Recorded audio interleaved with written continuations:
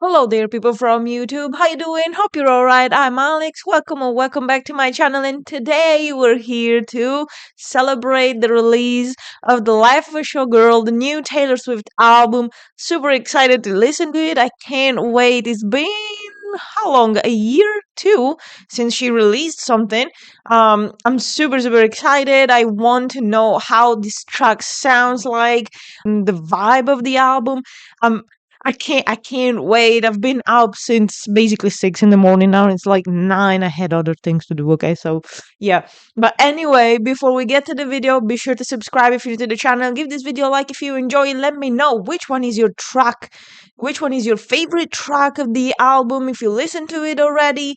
Which one is your favorite Taylor Swift song in general? And also, which one is your favorite album? You can also find other Taylor Swift reaction on my channel if you want to check it out. It would be cool. I'll leave you the playlist down below in the description box. And also, come follow me on Instagram. I share my life there, what I do during the day, food stuff. So, yeah, it would be cool to have you there too. You can find the link in the description box or in the first pinned comment. That being said, let's get to the video.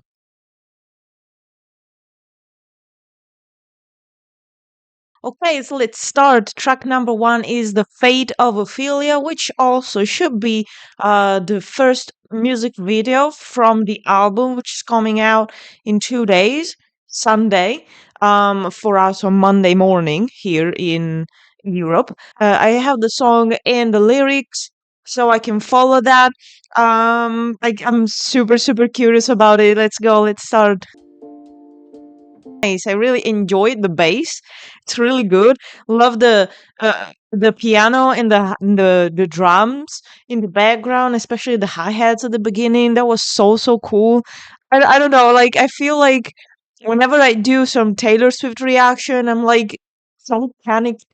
Like in full panic mode, and I don't get any hints or anything at first listen. It takes me probably a couple of listens to actually understand the meanings and all, because like I said, I'm both excited and panicking at the same time while I react to her. 'Cause I don't know, for some reason I feel the pressure to reacting to Taylor Swift or anything regarding her. So yeah, I just wanted to say that before. Like I don't know, I feel like less of a Swiftie sometimes because I don't catch and the hints at first. So yeah, ooh,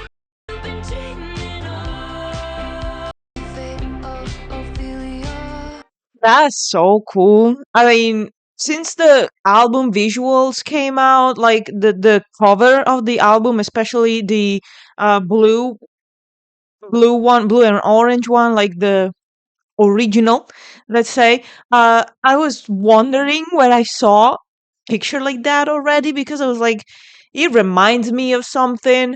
And the more I thought about it, especially with the song, this specific song in particular, I was like, it has to mean something. It has to have some bigger meaning, because she doesn't do anything by chance.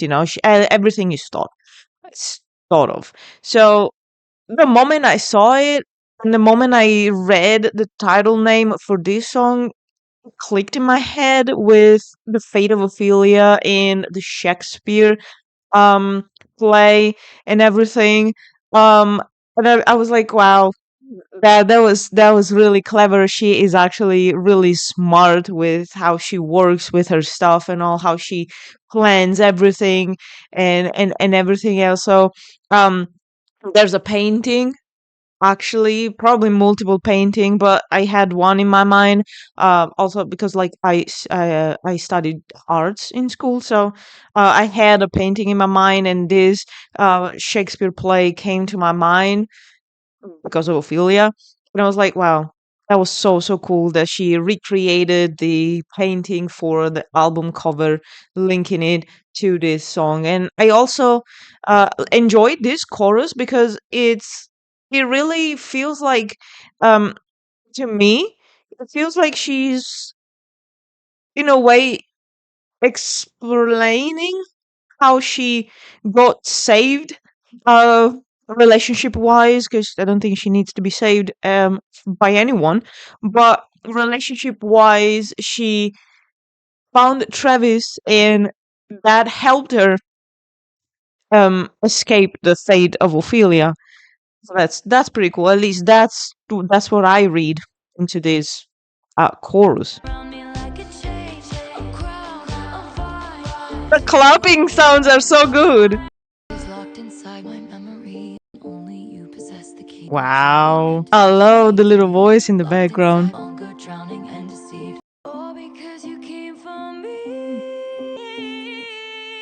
You saved my heart from the fate of Ophelia. Ooh, that was so good.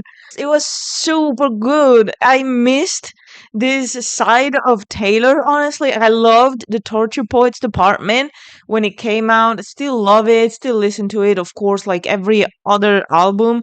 But for some reason, um, I just missed this type of vibes, this type of music, more upbeat, more danceable. And if this is the start, I feel like what Travis said in the podcast episode they did with Taylor, I feel like it could be true. Like he said something like, you were just gonna get you were just want to dance listening to this album, and if this is the start and it's going to be like that for the entire album, I just can't wait. Because like it honestly feels like he just wants to make you dance, even if I know she's capable of talking about certain topics, even with more upbeat music. So I'm actually curious to see where it takes us. But this song was pretty cool. I really enjoyed it. I loved the lyrics. I loved the parallels um with the Shakespeare play.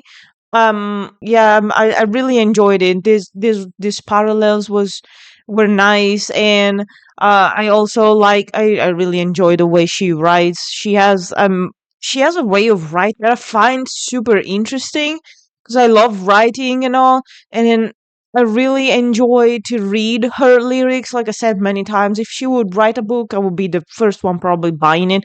But it was really good. Probably my favorite part is the chorus, honestly, for this song. And I like how she said, I sat alone in my tower, and then you came and you dug me out of my grave and saved my heart from the fate of Ophelia, because Ophelia dies in the story, drowning. And that's really cool. And also how she said, I pledge allegiance to your hands, your team, and it doesn't matter where you come from, where you've been, and now you're mine. That's really cool. Like I don't know, if I would be Travis, I would be pretty happy for this song. It was just a really cool love song, as usual. It was really nice.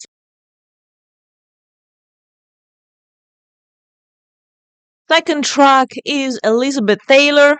Elizabeth, Elizabeth Taylor. Let's continue. Let's see what this is about. Elizabeth Taylor, do you think it's forever? Nice. View of Portofino was on my mind when you called me at the Plaza Atene. Shout out to Italy, where I'm from, Portofino. Pretty cool. Uh, she still references to New York. Like I don't know. It feels like she really has a pretty deep connection with New York. New York has been constant since 1989. She used it for a lot of songs. Like it's hinted there in other songs already. In Lover, for example, Midnight.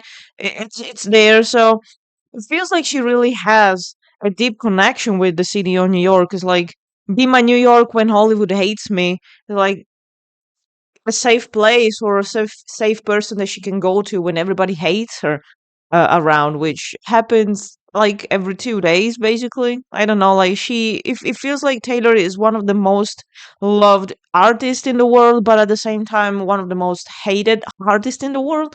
At the same time, it's crazy. What could you possibly get for the girl who has everything and nothing all at once? Exactly. Nice background vocals.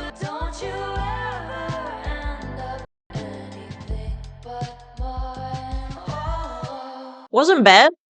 Probably not on the list of my favorites for now at first listen. Honestly, I enjoyed the production. I loved it, especially in the parts where it just was this m- silent moments, silent moments of silence. And then it started again with all the drums, the bass, and everything, and the voice. Everything was super cool in those moments. Like I said, the track was. The music was nice. It was all well orchestrated and all nice lyrics. I don't know much about Elizabeth Taylor. I read that it was also referenced to in another song from Reputation, like Ready for It. Um, and I honestly have no idea about the story of Elizabeth Taylor. So I'm not much informed about it. I don't know if it has anything to do with parts of her life or what happened in her life if she used it as references to tell this story. But it's also weird for me to say that this is not going to be probably one of my favorite tracks because in every album I always had a constant, and that constant is number track number 2 is always my favorite for some reason, I don't know. But for some reason I always feel like I have this deep connection with track number 2, but I don't feel it with this one. I didn't. Probably, I don't know, like at first listen, it's kind of hard, especially if I'm reacting to something. But I don't know, it just didn't tell me much. I liked it, like how it's written, production and all, like I said. But I don't know, I would have to re listen to it probably hmm, other times to actually understand if I like it or not. So far, not my top favorite in general songs from Taylor Swift.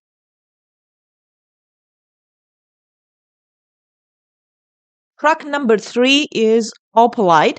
Opal stones can have like many different colors, which are all pretty cool in my opinion. Like stones have actually really nice colors if you look into it, especially this type of stones here, like crystals stuff. They're really really cool. So I'm super curious to know what it is about. Let's get into it. I had a bad habit Oh, of missing lovers past. My brother used to call it music video. all the perfect couple. Said when you know, and when you don't, you don't. Fair. I like how she says, at first, when you know, if you don't, you don't, because that's always what they say, like when you talk to friends or people that you know, like your parents and stuff, it's like I broke up with this person. Like maybe you've been in a relationship before, and then you break up, and then you go to your friends and be like, we broke up, and then they say maybe it wasn't meant to be, and then you're like, how do I know when it's the right person that is it doesn't treat me badly or it doesn't end in a bad way? And they always say when you know, but that doesn't exactly help you in that moment. And also it's pretty cool how she says my brother said he used to call it eating out of the trash. It made me think of a raccoon that just like goes in the trash and eats what it finds. um and also um it's really it's really cool how she uses I mean, she knows she has people that don't like her, but they still use her life for stories. And then she says it here pretty loud and clear. All of the foes and all of the friends, they've seen it before and they'll see it again. Because, like, everyone, everyone uses her life, especially online. Either if it's for clicks, I'm doing it too, honestly. Like, right now, I'm not using her life, I'm using her music. But, um, all of the people that use her life as the scoop of the year for gossips or whatever, she knows. it is pretty clear. I mean, it's kind of hard not to know, but she made it pretty clear. They see it now, they see it before, and they're gonna see it again until she finds the one that she's meant to be with, which she did. And it also was a pretty damn good gossip. I like it. That's when I told you it's alright. You were dancing through the lightning strikes. I wonder if in this case, oh, here she says, um, and that's when I told you. So I wonder if before it was her mother telling her, don't worry, you will find what you're looking for. It's there, you just have to be patient, basically. At least simple thought, simplified. Um, and now she says, that's when I told you. So I wonder if it's like if it's Taylor talking to Taylor, like herself telling her, like Taylor telling herself, that's when I told you it's alright. You were dancing to the lightning strike. Never met no one like you before. And I can bring you Oh, so cool! Don't you sweat it, baby. Oh, that's so cool! You had to make your own Oh, it feels like it's coming a shade somewhere. No, no, I really expected it to be a fade after the many ho, that ho ho at the end. I was expecting a fade there, but it didn't come. It was just like that, cut, finished, done. That's all. That was cool. I really enjoyed it. I like this one better than Elizabeth Taylor, honestly. It's cool how she uses the colors to refer to the sky. Because like first she uses onyx to refer to the dark night, and then she uses opalite for a lighter color of the sky, and then she says you had to make your own sunshine. But now the sky it's opalite. Like the way I see this is like you had to be like Taylor talking to herself, telling herself you had to become your own sunshine before finding the actual person that wants you for who you are, for and wants to be with you, not because you're Taylor Swift, but because you're Taylor. Like you're a person, like this normal person. Like you want the person that wants to be with you because of who you are and not because of your public persona or something like that. At least that's how I see the song. That's what it made me feel. That's what it made me think reading the lyrics, and I think it's actually pretty cool. I mean, I really like the part where she says you had to make your own sunshine, and then now the sky is all polite because to me I don't know, it just hit me.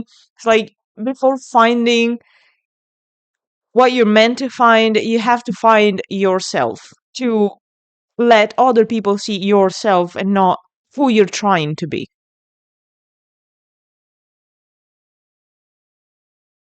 Track number 4 is Father Figure, which is also the first track of the explicit one. So basically, like track number 1, 2, and 3 are the ones family friendly. And from then on, it's just explicit tracks. I'm excited to listen to this. I know she wrote this in collaboration with George Michael. So I'm super curious actually to know what this song is gonna be about because I made my own idea. I have my own idea of what the song could be about. I'm just curious if it will be the same. Oh, it reminds me of one of her songs already. I don't know. It gives me. I don't remember. I don't remember the name of the song. Oh, come on. Whenever I need to remember a name of a song, whenever I do a Taylor Swift reaction, it never comes to mind. Never. When I found you, you were young. We were lost in the cold. She has a thing for comparing stuff to cars and all. She used it already. The Jaguar reference in Reputation, King of My Heart. Here's back. You remind me of a young me. Saw potential. This also reminds me. I know I'm stopping this so much. This also reminds me a little bit of Clarabelle when she says, "You look like Clarabelle, and then you look like Stevie Nicks, and you look like Taylor Swift." The moment she said, "You look like Taylor Swift" in that song, to me, it immediately sparked something, and it made me think of Sabrina Carpenter, honestly, because I don't know, she gives a lot the vibe of a showgirl, and it kind of can be considered a younger version of Taylor. And also having her featured as one of the singers in the last song, "The Life of a Showgirl," makes me think even more that could be also be referenced to her. But also, you remind me of a younger me. Makes me feel like in show business, it makes me think that in show business everything is um momentary. Like when when you are young, you look good, you're pretty, then they want you. The moment you start to get older and you start to change, your body starts to change, you're not liked anymore, so they pass on to the next one. I'll be your father figure. I can make deals with the devil because my dick's bigger. Please Whoa! don't leave it with me. I protect the family. Whoa! There's so many things in this song. I know it's annoying. This is gonna be super long, like probably the longest so far. What? I mean, I'll be your father figure. I drink the brown liquor. I can make deals with the devil because my dick's bigger. That's probably why the explicit.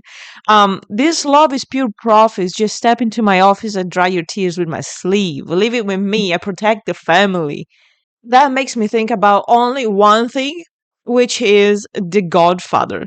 Because they always like in The Godfather, everything like when you think about the figure of a godfather, like everything is about family. I protect you until you're in my family circle. The moment you're not in my family circle, you're nothing to me.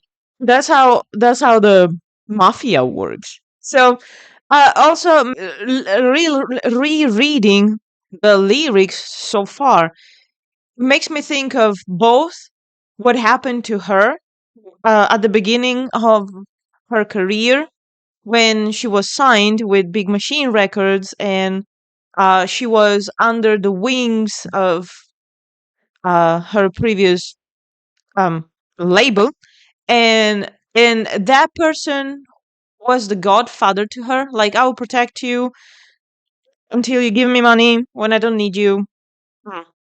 And and then while I was rereading them, I was thinking also like, what if she's also kind of referring to herself? She could be the father figure, that the protective godfather to someone else, like the new her. They wanna see you right. We don't want you to wait.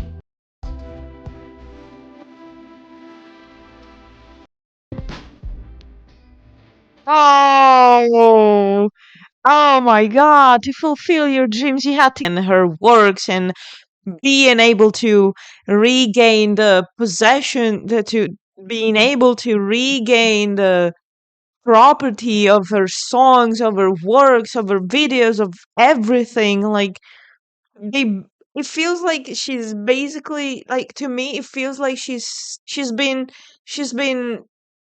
squished to the last drop that she had in herself, and then when they didn't need her anymore, they tried to get rid of her and just continue to get money out of her works.